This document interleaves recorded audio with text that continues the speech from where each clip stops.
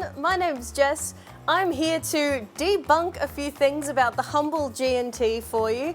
We often focus a lot on a lot of gin cocktails out there, but personally, I'm a gin and tonic drinker and there are so many options to choose from, so many ways for people to enjoy it. So I figured I'd give you guys 3 of my picks and you can play around with it from here. There's no reason not to go grab stuff from the garden, pull some weird fruit out from your grocery run and have a little bit of a play around with it.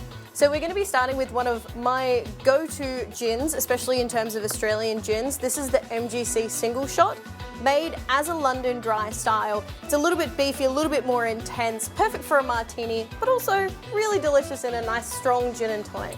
So we're just going to be making these ones classic 30ml pours, but if you're anything like my mother at home, you don't need to use a measuring jigger for this one.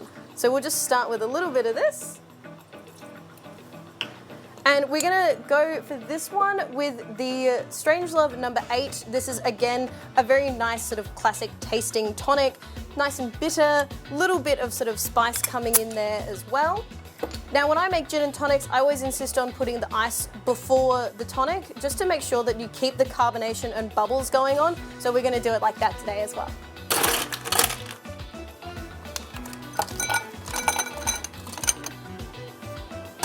I like my G&Ts nice and strong, so just a little bit of tonic is good. You don't want to absolutely flood it with it. And then we're just going to go a nice piece of fresh orange. And just a little bit of thyme as well. You don't want to overdo it with the thyme. It can be a pretty powerful flavour, but it just adds a nice sort of fresh citrus moment to it. Second one we're going to be doing, this is a little bit different, a little bit fun. We'll be using the Animus Ananas Gin, which is a pineapple experimental gin that they've been making. It is absolutely delicious. You get these beautiful sort of almost acidic pineapple flavours. It's really rich, delightful gin. And so we're going to be doing, again, a nice little 30ml serve of this.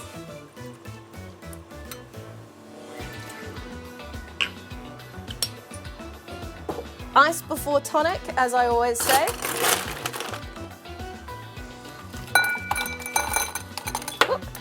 Get as many cubes in as you can.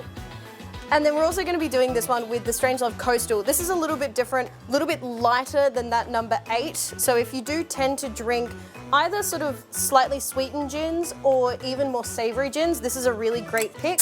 Or if you're just not really into that super bitter flavour, this is a nice one to sort of jump in with. So again, just a little bit of that. And then I have some nice freshly cut pineapple. And just a little bit of rosemary as well. Just a tiny little bit, just to get the little bit of aromats coming through.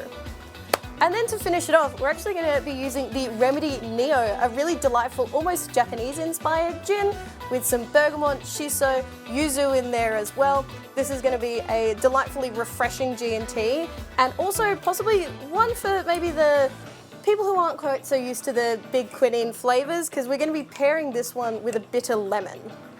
So again, 30 mils.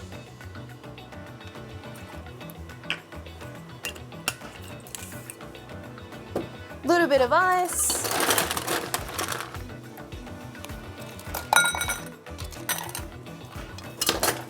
So bitter lemon, you might have seen this one around the pub back in the day.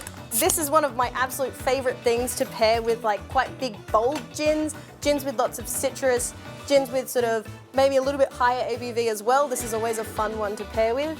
It's kind of a cross between pub squash and tonic water. So a really great one to sort of go with, and even, you know, a little bit early in the day, this is always a nice way to get started. We're going to keep this nice bright and fresh, just with a little piece of fresh orange in there as well. But you really can play around with G&Ts as much as you like. You can get different tonics, different gins, experiment. People often ask, you know, what's the best G&T? And it's however you like to drink it, really. So cheers, enjoy.